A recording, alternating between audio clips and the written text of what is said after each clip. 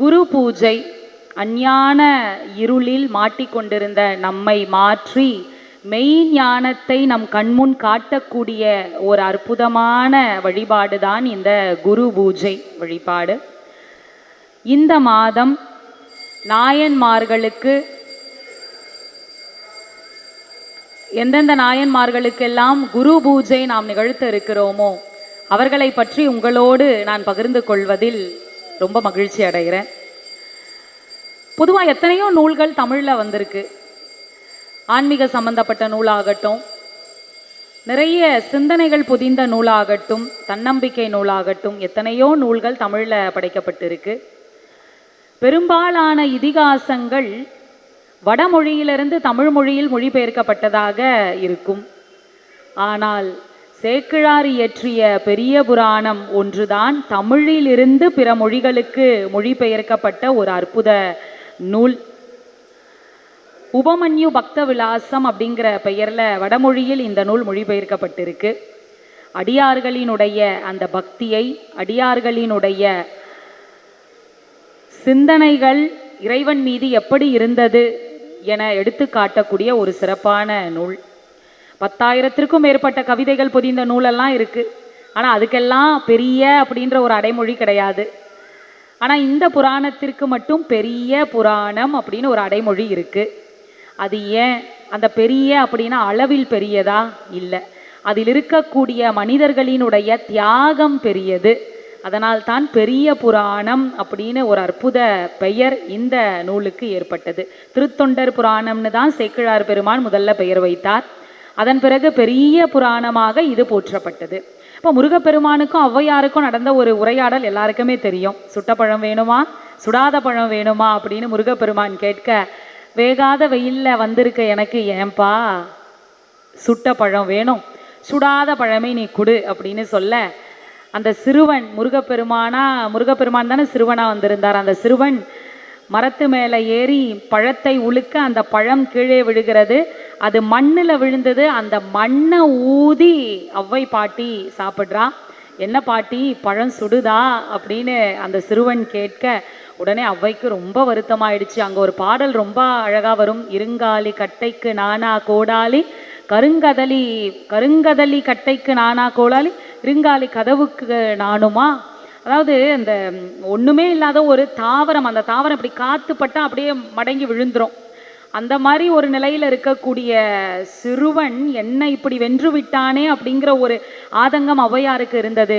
உடனே ஔவை மனசில் நினச்சதை முருகப்பெருமான் அங்கு தெரிந்து கொண்டு ஔவை பாட்டிக்கிட்ட மன்னிப்பு கேட்கிறார். ஔவையினுடைய தமிழுக்கு தானே இறங்கி வந்தார் இல்லையா?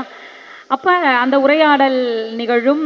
முருகப்பெருமான் நிறைய கேள்விகள் கேட்பார். எது கொடியது, எது பெரியது, எது புதியது, எது இனியது அப்படின்னு ஒவ்வொரு கேள்வியாக கேட்கும் பொழுது, எது பெரியது அப்படிங்கிற கேள்விக்கு ஔவை ரொம்ப அழகாக பதில் சொல்லுவா. ஒவ்வொன்றா சொல்லிக்கிட்டே வருகின்ற பொழுது அந்த நிறைவு 3 வரி ரொம்ப அழகாக இருக்கும். உமையோ இறைவர் பாகத்துள் ஒடுக்கம், இறைவரோ தொண்டர் உள்ளத்துள் ஒடுக்கம், தொண்டர்தம் பெருமை சொல்லவும் பெரியதே அப்படின்னு. தொண்டர்களினுடைய பெருமை தான் இருப்பதிலேயே சொல்வதற்கு பெரியது அப்படின்னு நாம் சொல்கின்ற பொழுது, அந்த தொண்டர்களினுடைய பெருமையை பேசுவதும் கேட்பதும் எவ்வளவு பாக்கியம் இல்லையா? இப்போ பெரிய புராணத்திற்கு ஒரு வரையறை இருக்குங்க. எல்லாராலையும் எடுத்து அதை படிச்சிட முடியுமா? முடியாது.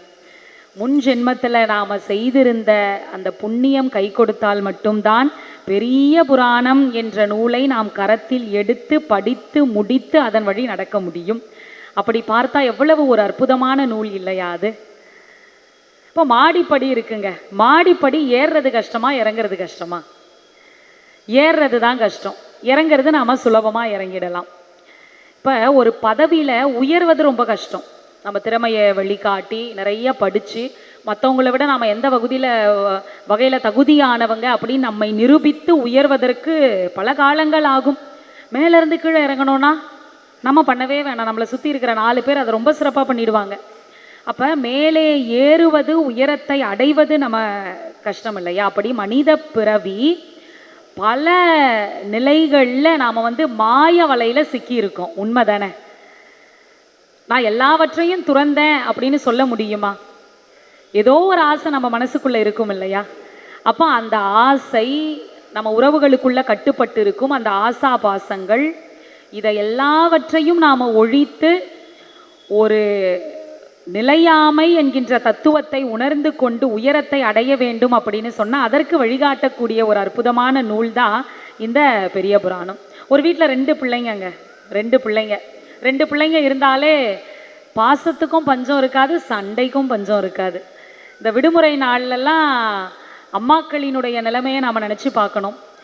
ஸ்கூலில் டீச்சர்ஸ் எப்படி தான் வச்சு இந்த பிள்ளைங்களை சமாளிக்கிறாங்களோ தெரியலையே. மே மாதம் கூட ஸ்கூல் வச்சா கொஞ்சம் நல்லா தானே இருக்கும் அப்படின்னு எல்லாம் நம்ம யோசிச்சுருக்கோம் இல்லையா. அப்போ அந்த 2 பிள்ளைகள் வீட்டில் இருக்காங்க. சின்ன பிள்ளை அழுவுது. நாம் என்ன பண்ணுவோம், அழற பிள்ளைய தான் முதல்ல சமாதானப்படுத்துவோம். உடனே அம்மா என்ன பண்ணுறா, அழற பிள்ளைக்கு ஒரு சாக்லேட் கொடுத்து அப்போதைக்கு அந்த குழந்தையோடைய அழுகையை நிறுத்திடுறா. உடனே பெரிய பிள்ளைக்கு கோபம் வருது. என்னதான் இருந்தாலும் அம்மா சின்ன பிள்ளைக்கு தானே சாக்லேட் கொடுத்தாங்க. இந்த ஒரு வசனம் வந்து எல்லார் வீடுகள்லையும் நீங்கள் கேட்டிருப்பீங்க. என்னதான் இருந்தாலும் அவன் தான் பெரியவன், என்னதான் இருந்தாலும் உங்களுக்கு அவள் தான் பெரியவன், நான் பண்ணுறதை எதுவும் கேட்க மாட்டீங்க, நான் பண்ணாதான் திட்டுறீங்க அப்படின்ற வசனங்கள்லாம் நிறைய இடம்பெறும். அதே மாதிரி அந்த பெரிய பையன் கோபத்தில் உட்காந்துக்கிட்டு இருக்கான். அம்மா வேலையெல்லாம் முடிச்சுட்டு நிதானமாக வந்து திரும்ப பெரிய பிள்ளைக்கு எடுத்து கொடுக்குறாங்க. எனக்கு வேண்டான்னு சொல்கிறான். முதல்ல கொடுத்தீங்களா எனக்கு, அப்போ நான் உங்கள் கண்ணுக்கு தெரியல, இப்போ மட்டும் எங்கேருந்து வந்த உங்கள் பெரிய பிள்ளை, எனக்கு வேண்டான்னு சொல்லிடுறான். அதே பையன் வளருகிறான். வளர்ந்து 48 வயதில் நல்ல நிறுவனத்தில் நல்ல சம்பளத்தில் ஒரு வேலை அவனுக்கு இருக்குது. ஆனால் தன்னை விட தனக்கு பின்னாடி வந்த ஒருவருக்கு பதவி உயர்வு கிடைத்து விட்டது அப்படின்னு நீ என்ன உதாசீனப்படுத்துறது, நான் கிளம்புறேன் பாருங்க அப்படின்னு நல்ல சம்பளம் தரக்கூடிய வேலையை தூக்கி எறிஞ்சிட்டு போயிடுறான். நஷ்டம் யாருக்கு? அவனுக்கு தான் நஷ்டம். அது அவனுக்கு புரியலை. சின்ன வயசுலேயே அவன் பண்ணுறது தப்புன்னு தலையில் குட்டி நாம் அப்போவே அந்த நல்ல விஷயத்தை சொல்லி கொடுத்துருந்தோன்னா பின்னாடி அவன் கஷ்டப்பட வேண்டிய சூழல் வந்திருக்காது இல்லையா. அப்போ இதெல்லாம் நமக்கு கிடைக்கணும்னா எது நமக்கு வழிகாட்டும்? பெரிய புராணம் நமக்கு வழிகாட்டும். அதில் இருக்கக்கூடிய ஒவ்வொரு அடியவர்கள் 63 நாயன்மார்கள் தனி அடியார்கள் இருக்கிறார்கள், 9 தொகையடியார்கள் இருக்கிறார்கள். இந்த 63 தனி அடியார்களில் 3 பேர் பெண் நாயன்மார்கள். நாம் என்னதான் இப்படி வகைப்படுத்தி பேசிட்டு இருந்தாலும் இவர்களுக்கு உறுதுணையாக இருக்கக்கூடிய எத்தனையோ அந்த நாயன்மார்களினுடைய தமக்கை, மனைவி, பிள்ளைகள் அப்படின்னு எல்லாரையும் நாம் பார்த்தோம் அப்படின்னா ஒவ்வொருவரினுடைய தியாகமும் அப்படிப்பட்ட ஒரு தியாகம்.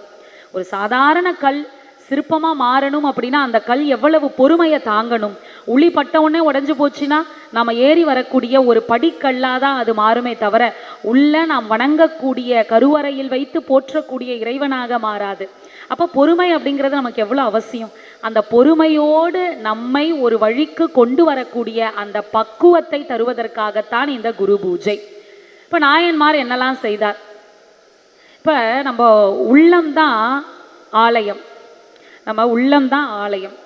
அப்போ அந்த ஆலயத்தை நாம் எப்படி பாதுகாக்கணும்? நல்ல எண்ணங்கள் வைத்து பாதுகாக்கணும் இல்லையா. உள்ளம் பெருங்கோயில், ஊனுடம்பு ஆலயம், வள்ளல் பிரானாருக்கு வாய் கோபுர வாசல், தெள்ள தெளிந்தாருக்கு சீவன் சிவலிங்கம், கள்ள புலனைந்தும் காணா மணி விளக்கே அப்படின்னு திருமந்திரம் சொல்லுது இல்லையா. உள்ளம்தான் பெருங்கோயில், அதில் இருக்கக்கூடிய ஊன் உடம்பு இதுதான் ஆலயம். அந்த ஆலயத்தில் நாம் இறைவனை எப்படி வைத்து வழிபடுகிறோம் அப்படிங்கிறது தானே சிறப்பு. திருநாவுக்கரசு சுவாமிகள் காயமே கோயிலாக, கடிமணம் அடிமையாக, வாய்மையே தூய்மையாக, மனம் மணி லிங்கமாக அப்படின்னு பாடியிருக்கிறார். சித்தமலம் அருவித்து சிவமாக்கி எனையாண்ட அத்தன் எனக்கு அருளியவாறு யார் பெறுவார் அச்சோவே. இந்த ஒரு சூழலை எனக்கு கொடுத்ததற்காக நன்றி அப்படிங்கிற வார்த்தையை நாம் சொல்கிறோம் இல்லையா. அது எவ்வளவு பெரிய பாக்கியம். இப்போ இந்த நேரத்தில் யார் யாரோ என்னென்ன பணியிலையோ இருப்பாங்க, என்னென்ன கேளிக்கைகளிலோ ஈடுபட்டிருப்பாங்க. ஆனால் இந்த இடத்திற்கு வந்து நாம் இதை நல்ல காரியங்களை கேட்கிறோம், நல்ல இடத்தில் அமர்ந்து இருக்கிறோம் என்பதே பெரிய பாக்கியம் இல்லையா. அதற்கே நாம் இறைவனுக்கு நிச்சயமாக நன்றி சொல்லணும்.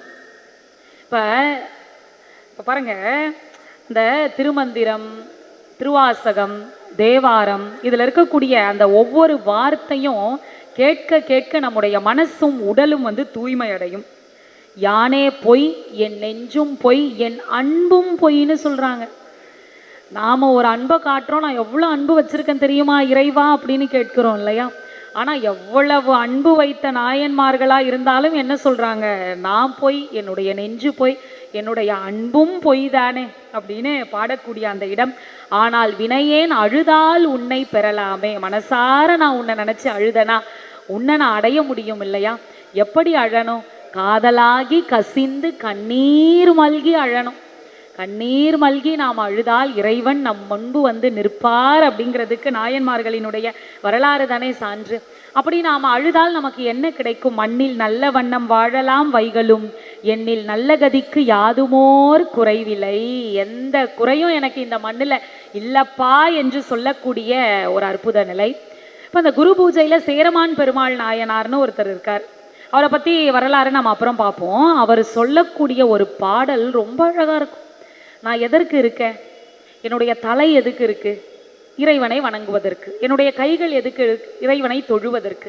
என்னுடைய கால்கள் எதற்கு இருக்கு? இறைவன் முன்பு பணிவதற்கு. என்னுடைய நாய் எதற்காக இருக்கு? இறைவனினுடைய திருநாமத்தை பாடுவதற்கு அப்படின்னு ஒரு பாடல்ங்க. கேட்க கேட்க ரொம்ப இனிமையா இருக்கக்கூடிய அற்புதமான பாடல் அது. சிந்தனை செய்ய மனம் அமைத்தேன், செப்ப நா அமைத்தேன், வந்தனை செய்ய தலை அமைத்தேன், கை தொழ அமைத்தேன், வந்தனை செய்வதற்கு அன்பு அமைத்தேன், மெய் அரும்ப வைத்தேன், வெந்த வெண்ணீற்றனை ஈசருக்கு இவை யான் விதித்தனவே. என்னுடைய உடல்ல இருக்கக்கூடிய ஒவ்வொரு உறுப்புகளும் இறைவனுக்காகத்தான் படைக்கப்பட்டிருக்கின்றன அப்படின்னு அவர் சொல்லக்கூடிய அந்த பாடல் இருக்கு பாருங்க, ரொம்ப அழகு. அவருடைய குரு பூஜை நாம இந்த மாதம் வழிபடுகிறோம். தாயுமானவர் எவ்வளவு பெரும் ஞானி சுவாமிகள் இல்லையா? அவர் இந்த நாயன்மார்களை பத்தி என்னங்க சொல்றாரு? கல்லால் எரிந்தும் கைவில்லால் அடித்தும் கனிமதுர சொல்லால் துதித்தும் நற்பச்சிலை தூவியும் தொண்டரினம் எல்லாம் பிழைத்தன. அன்பற்ற நான் இனிது யாது செய்வேன். தன்னை எந்த அளவுக்கு தாழ்த்தி கொள்கிறார்களோ அவர்கள்தான் உலகத்தினுடைய உச்சாணி கொம்பில் வைத்து போற்றப்படக்கூடியவர்களாக வணங்கப்படக்கூடியவர்களாக இருக்கிறார்கள். தாயுமான சுவாமிகள் அப்படி தன்னை எப்படியெல்லாம் தாழ்த்தி கொள்கிறார் இல்லையா? அன்பற்ற நான், எனக்கு அன்பே இல்லைங்கன்னு சொல்றார். பெரிய பெரிய புராணத்தில் போற்றப்படுகின்ற நாயன்மார்களினுடைய அன்புக்கு என்னுடைய அன்பு ஈடாகுமா அப்படின்னு சொல்றார். பட்டினத்து அடிகள், அவருடைய குரு பூஜையும் இந்த மாதம் இருக்கிறது. பட்டினத்து அடிகள் எல்லாவற்றையும் துறந்தவர். ஒற்றை வரியில எவ்வளோ செல்வந்தர் அவர், எல்லாவற்றையும் துறந்தார். ஆனா அவர் என்ன சொல்றாரு? நான் செய்யறதெல்லாம் என்னங்க பக்தி? அந்த 3 பேர் செய்த பக்திக்கு ஈடாகுமாங்க? வாளால் மகவறிந்து ஊட்ட வல்லேன் அல்லேன், மாது சொன்ன சூழால் இளமை துறக்க வல்லேன் அல்லேன், கண்ணிட நாளாரில் தொண்டு செய்து நாளாரில் கண்ணிடத்து அப்ப வல்லேன் அல்லேன், நான் இனி சென்று ஆளாவது எப்படியோ திருக்காலத்தி அப்பருக்கு. தன்னுடைய மகனை கறி சமைத்து குடைத்த சிறு தொண்டருக்கு ஈடாவனா? 4 சுவற்றுக்குள்ள கணவன் மனைவியாக வாழ முடியாம வெளி உலகத்திற்கு மட்டுமே கணவன் மனைவி என்ற போர்வையில் இருந்து இளமையை துறந்த திருநீலகண்டரை போல என்னால் இருக்க முடியுமா? தொண்டு செய்து ரொம்ப விரைவில் இறைவனினுடைய திருப்பதம் அடைந்தவர் கண்ணப்ப நாயனார். கண்ணப்ப நாயனார் 4 ஒரு வாரத்தில் 6 நாளில் அவர் இறைவனினுடைய திருப்பாதத்தை அடைந்தார். இவங்கள மாதிரிலாம் என்னால் தொண்டு செய்ய முடியுமா அப்படின்னு பட்டினத்தார் பாடக்கூடிய இந்த பாடல் ஆகட்டும், நாயன்மார்களினுடைய பெருமையையும் சேக்கிழார் பெருமான் எப்படியெல்லாம் அவர்களினுடைய வாழ்க்கையை இறைவனோடு அவர்கள் இரண்டர கலந்த சூழலை நமக்கு படைத்து காட்டிருக்கிறார்கள் என்று நாம் நினைக்கும் பொழுது, இந்த மாதிரியெல்லாம் குருக்களினுடைய பாதைகளை நாம் அப்படியே பிடித்து கொண்டு பயணப்படுகின்ற பொழுது நம்முடைய எதிர்காலமும் நாம் வாழ்ந்து கொண்டிருக்கின்ற இந்த நிகழ்காலமும் சிறக்கும் அப்படின்ற ஒரு நம்பிக்கை எல்லோருக்குமே உண்டு.